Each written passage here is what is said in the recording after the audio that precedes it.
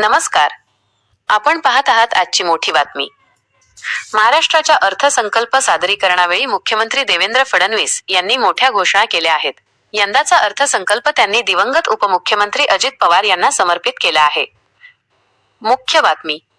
अर्थसंकल्प सादर करताना मुख्यमंत्री फडणवीस यांनी अजित पवार यांच्या कार्याची आठवण काढत त्यांना श्रद्धांजली वाहिली.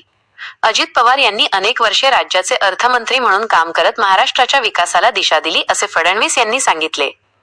भाषणादरम्यान त्यांनी सांगितले की अजितदादांच्या करड्या शिस्तीमुळे महाराष्ट्राची आर्थिक स्थिती कठीण काळातही स्थिर राहिली. त्यांच्या स्मरणार्थ राज्यात भव्य स्मारक उभारण्यात येईल अशी घोषणा करण्यात आली आहे. तसेच त्यांच्या नावाने गतिमान नागरी सेवा पुरस्कार सुरू करण्याचीही घोषणा मुख्यमंत्री फडणवीस यांनी केली. अजित पवार यांचा उल्लेख. अजित पवार यांनी त्यांच्या कारकिर्दीत तब्बल 11 वेळा अर्थसंकल्प सादर केला होता.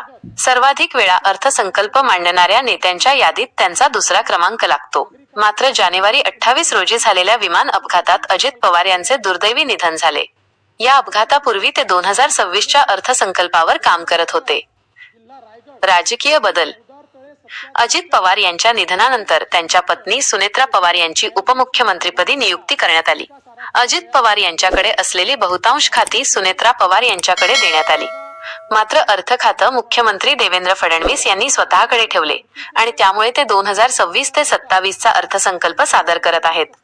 मुख्यमंत्री देवेंद्र फडणवीस यांनी यापूर्वी 2023 मध्ये पहिल्यांदा अर्थसंकल्प सादर केला होता. आता दुसऱ्यांदा अर्थसंकल्प मांडताना त्यांनी अजित पवार यांच्या स्मृतींना श्रद्धांजली वाहत हा अर्थसंकल्प त्यांना समर्पित केला आहे. अशाच महत्त्वाच्या आणि ताज्या बातम्यांसाठी आमच्या चॅनलला सबस्क्राईब करा, व्हिडिओला लाईक करा आणि शेअर करा.